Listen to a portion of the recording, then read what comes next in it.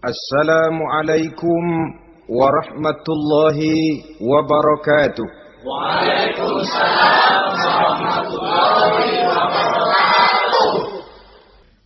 Diriwayatkan dari Wahab bin Munabbih bahwa pada satu hari iblis diperintahkan oleh Allah untuk datang kepada baginda Rasulullah sallallahu alaihi wasallam dan menjawab segala pertanyaan yang diajukan oleh baginda Nabi. Datang iblis dalam bentuk orang tua pakai tongkat. Jadi iblis itu bisa malih warna. Dia termasuk jenis makhluk halus toh. Seperti halnya jin dan malaikat, itu bisa malih warna sesuai dengan yang mereka kehendaki. Ketika datang, baginda Nabi bertanya, "Man anta?" Siapa kamu? Dia jawab, "Ana iblis." Saya iblis. Jujur. "Limadza ji'ta?" Mau apa kamu datang kemari? Kata baginda Nabi. Dijawab oleh iblis, "Innallaha amaroni an atika wa ujibaka an kulli ma sa'altani." Allah memerintahkan saya untuk datang kepadamu dan menjawab segala pertanyaan yang engkau ajukan kepada saya. Nah, atas pernyataan ini, baginda Rasul kemudian bertanya dengan dua pertanyaan. Pertanyaan pertama, iblis, "Kam ikhwanuka min ummati?" Ada berapa sih teman-temanmu dari golongan umatku? Dari golongan umatku, umat Islam ini, bukan orang lain. Kalau orang kafir sih sudah jelas, itu memang CS-nya iblis. Tapi dari umatku, siapa saja yang jadi teman-teman kamu iblis? Menjadi antekmu, menjadi alatmu sejak dari dunia sampai ke neraka nanti. Atas pertanyaan ini, iblis menjawab, "Teman-teman saya dari golongan umatmu ya Muhammad, asyarun, ada 10 orang. Ada 10 orang yang merupakan teman-teman iblis dari dunia sampai ke neraka." Siapa mereka? Pertama kata iblis, "Teman saya hakimun jair." Hakim yang curang. Hakim yang tidak adil. Ini bisa dimaklumi. Kenapa? Karena hakim diharapkan adalah produk keadilan. Sehingga orang mengatakan seorang hakim adalah seorang yang meletakkan sebelah kakinya di surga dan sebelah lagi di neraka. Kalau adil dia menghukum, kaki sebelah kanan yang akan menentukannya ke surga. Kalau licik dia menghukum, kaki sebelah kiri yang akan menjerumuskan dia ke dalam neraka. Saudara-saudara kaum muslimin rahimakumullah, sesungguhnya dalam kehidupan, kurangnya sandang pangan bukan satunya-satunya sebab yang membuat orang menderita. Tidak teraturnya perumahan, kurangnya lapangan kerja bukan satu-satunya yang menyebabkan rakyat menderita. Tapi lukanya rasa keadilan, tidak tegaknya hukum sebagaimana yang diharapkan, itu juga bisa menjadi sumber nestapa, bisa menjadi asal dari segala derita. Oleh karena itu, hakim yang tidak adil, hakim yang curang, yang menghukum tidak berdasarkan hukum, tapi berdasarkan kepentingan, berdasarkan pesan sponsor, hukum bisa dibeli, ada istilah mafia peradilan. Hakim-hakim macam ini yang akan menjadi teman-teman iblis. Dan tiap kali palu akan diketuk, iblis sudah bukan main sibuknya. Kekuasaan di tanganmu. Hijau katamu, hijau yang akan berlaku, merah kau ketok, merah yang akan jadi keputusan. Orang lain tidak tahu ini kesempatan untuk jadi kaya, ini kesempatan untuk naik pangkat. Manipulir hukum tidak ada yang tahu karena orang banyak yang awam dengan hukum. Saudara-saudara kaum muslimin, kalau hukum sudah bisa dibeli, atau kalau hukum cuma untuk orang-orang kecil saja, ada kelompok-kelompok yang kebal hukum, maka akan timbullah kiamat di masyarakat, di mana yang kuat makin kuat, yang lemah selalu menjadi mangsa. Oleh karenanya, hakim yang serong, hakim yang durjana, merupakan teman-teman setan, merupakan teman-teman iblis dari dunia sampai ke neraka nanti. Ini yang pertama. Oleh karenanya, pada dasarnya setiap kita adalah hakim. Untuk keluarga, dalam pergaulan, hendaklah adil di dalam memutuskan segala sesuatu. Lebih-lebih hakim yang memang menjadi pengayom masyarakat. Bukankah lambang para hakim digambarkan dalam bentuk neraca yang berimbang? Tidak berat ke kiri, tidak juga berat ke kanan. Dalam arti objektif memberikan keputusan sesuai dengan hukum. Sehingga masyarakat terlindungi. Dan hakim yang adil secara praktis adalah musuh daripada setan. Dimanapun setan dan iblis paling gak demen sama hakim yang adil. Itu merupakan musuh besar bagi setan. Yang menyalahkan yang salah, membenarkan yang benar. Walaupun yang salah orang besar, yang benar orang kecil. Dan kita memang oleh baginda Nabi diajarkan satu doa. Allahumma arinal haqqa haqqa warzuqna tibaa. Ya Allah, perlihatkan kepada kami bahwa yang benar itu benar. Sebab sering kita lihat yang benar jadi tidak benar. Ini memerlukan kekuatan batin. Yang benar tampakkan kepada kami kebenarannya ya Allah. Sebab sekarang banyak ketidakbenaran yang dikamuflase. Banyak ketidakbenaran yang diberikan lipstick. Sehingga kelihatannya menjadi benar. Ini baik doa ini saya pikir dibaca oleh para hakim. Allahumma arinal haqqa haqqa. Ya Allah, perlihatkan kepada saya bahwa yang benar itu benar. Dan tidak cuma sekedar itu, warzuqni tiba'ah. Berikan kekuatan kepada saya untuk mengikuti kebenaran itu. Sebab kadang-kadang terjadi juga dia tahu yang benar itu benar, tapi tidak punya keberanian moral untuk mengatakan bahwa itu benar. Dia tahu itu barang yang hak, tapi tidak terpanggil mengikuti yang hak. Tidak punya kekuatan moral untuk mengikutinya. Lalu doa ini pun disambung. Wa arinal batila batilan warzuqna ijtinaba. Wahai Allah, perlihatkan kepada kami bahwa yang batil adalah batil, bahwa yang salah adalah salah, bahwa yang munkar adalah munkar. Berikan kepada kami kekuatan untuk menjauhi yang munkar, yang batil, yang zalim. Saudara-saudara kaum muslimin rahimakumullah. Kita sering mencaci kaum pelacur sebagai sampah masyarakat.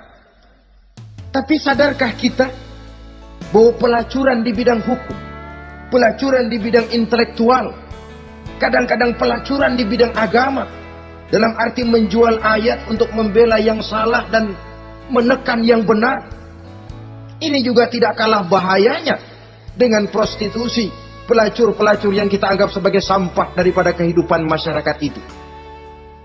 Oleh karenanya, maka hakim yang adil merupakan musuh utama daripada iblis dan setan. Mereka akan sibuk sekali kalau seorang hakim sudah berketetapan untuk melahirkan keputusan hukum yang seadil-adilnya. Ini yang pertama, teman setan adalah hakim yang nyeleweng, yang tidak adil. Yang kedua, teman saya kata iblis, ghaniyun mutakabbir. Orang kaya yang sombong. Orang kaya sombong itu teman setan. Orang miskin sombong itu lebih teman lagi tuh. Sebab ini sudah kelewatan. Kalau orang kaya sombong barangkali masih lumayan lah, memang kaya. Tapi kalau sudah miskin sombong, minta ampun. Orang kaya yang sombong adalah musuh iblis. Sebab pada hakikatnya tidak ada yang kaya dalam kehidupan ini kalau sudah bercermin kepada apa sih yang kita punya. Nabi Sulaiman karena merasa menguasai antara masyrik dan maghrib, satu hari pernah mohon izin kepada Allah. Ya Allah, saya mohon izin kepadamu untuk memberikan makan kepada seluruh makhluk-makhlukmu sekedar satu hari saja. Baik. Satu hari Nabi Sulaiman mau menjamin menanggung makannya semua makhluk. karena merasa kaya. Baik, kata Allah. Lalu sibuklah Nabi Sulaiman mengadakan persiapan. Seluruh bala tentaranya, jin, binatang dikumpulkan, mengumpulkan makanan yang sebanyak-banyaknya, diatur di satu lapangan yang sangat luas. Sebab ini yang mau makan tentu tidak sedikit. Nah, sudah selesai persiapan, kata Allah, sudah selesai Sulaiman? Sudah ya Allah. Nah, aku mulai dari makhlukku yang paling di bawah, ikan. Ikan Nun dipanggil oleh Allah. Rezekimu hari ini mau ditanggung Sulaiman. Naik, makan. Naik ikan ini. Sekali makan seluruh persiapan habis. Goleng kepala Nabi Sulaiman, beliau sadar lalu sujud, maha kaya engkau ya Allah. Boro-boro nanggung makanan semua makhluk hidup sehari, ikan satu nggak keurusan. Ini baru sekali makan, bagaimana nambahnya? Jadi apa sih yang kita anggap kaya ini? Maka orang kaya yang sombong pada hakikatnya kacang yang lupa akan kulitnya. Tidak ada yang kita bawa pada saat kita terlahir ke alam ini. Sebagaimana juga tidak ada yang kita bawa pada saat kita meninggalkan alam ini. Harta kita akan pindah nama. Sebab itu yang perlu kita jaga pada hakikatnya tidak lain nilai-nilai iman. Sebab ini yang akan kita bawa. Cuma ironinya, karena iman itu abstrak, bukan benda, orang yang kehilangan iman tidak pernah ribut. Sebaliknya karena harta itu materi, benda konkret, orang yang kehilangan harta cepat merasa, cepat ribut. Motor hilang, ribut. Kenapa? Motor itu benda, kelihatan. Duit hilang, ribut. Televisi hilang, ribut. Kenapa? Benda. Tapi kalau iman yang hilang, wah kelihatannya tenang-tenang saja, Pak. Padahal ini usaha iblis, bagaimana orang kehilangan iman, menjadi kafir, masuk grup dia untuk menemani dia di dalam neraka nanti. Dia gelincirkan iman kita, dan kita sering tanpa terasa telah mengalami pergeseran nilai-nilai iman kalau tidak tergusur sama sekali. Cuma saya katakan tadi, oleh karena iman ini bukan benda, orang yang kehilangan iman kurang begitu merasa. Padahal ini yang paling berharga. Sebab ini yang akan kita bawa menghadap Allah. Orang itu kalau sudah yakhruju minad dunya bighairi iman, keluar dari dunia, meninggalkan dunia dan seluruh isinya, kembali menghadap Allah dengan tidak membawa iman, tempatnya jelas sudah. Itu yang paling kita khawatir. Pangkat jelas tidak kita bawa. Harta benda akan pindah nama jadi milik ahli waris kita. Tiba-tiba iman yang cuma satu itu tempat kita bergantung, hilang juga dari diri kita. Dengan apa kita mau menghadap Allah?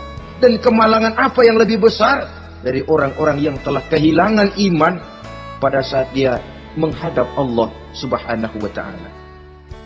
Karena itu, saudara-saudara, terutama yang diberikan amanah berupa harta oleh Allah dalam kehidupan ini, bersyukurlah kalau saudara diberikan kepercayaan oleh Allah untuk menyalurkan rezeki kepada orang lain.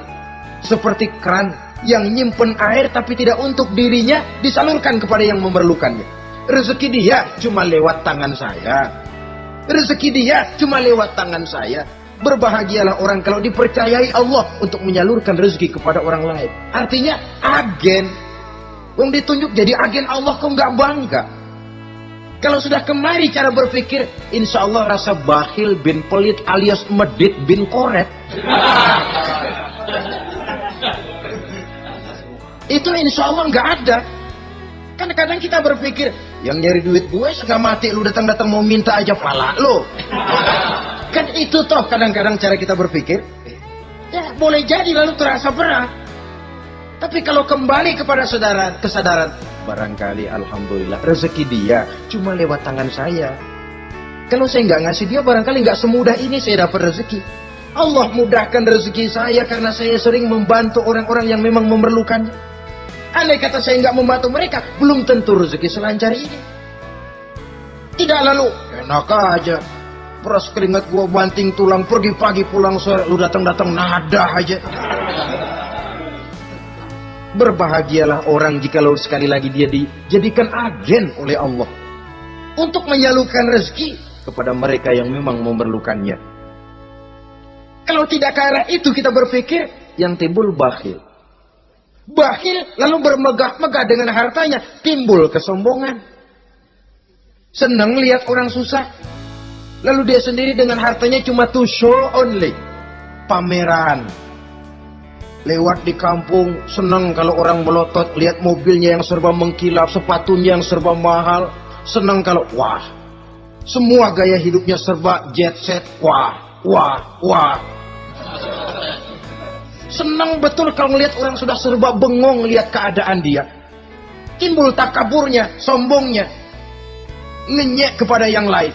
Maka orang kaya yang sombong, teman iblis, teman setan. Setan senang betul. Sebaliknya secara praktis, orang kaya yang rendah hati adalah musuh iblis.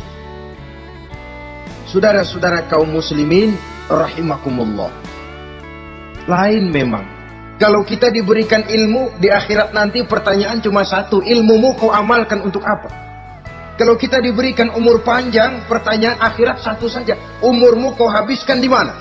Tapi kalau sudah harta diberikan kepada kita, pertanyaan akhirat dua. Min aina iktasabahu wa fima anfaqahu. Hartamu kau dapat dari mana, kau belanjakan kemana? Depan belakang ditanya.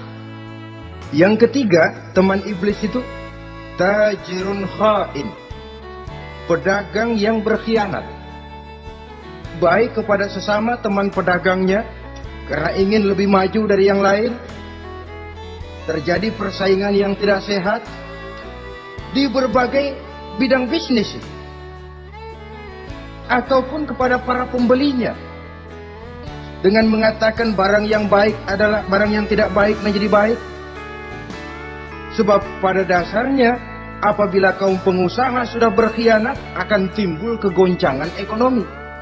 Dan kegoncangan ekonomi dampaknya adalah melahirkan kelas-kelas kemiskinan. Kemiskinan merupakan satu perangkap iblis. Biasanya orang kalau udah melarat, udah dekat banget sama kafir. Kalau tidak dilatar belakangi oleh nilai iman yang kuat, udah melarat, udah dekat benar dah sama kafir. Apalagi iblis ini menggodanya pandai dia. Kepada orang miskin dia datang dengan bujukan materi. Kepada yang cukup hartanya dia datang dengan bisikan lain. Pendeknya iblis dan setan itu ke ibarat tukang joget, dia ngerti betul irama kendang.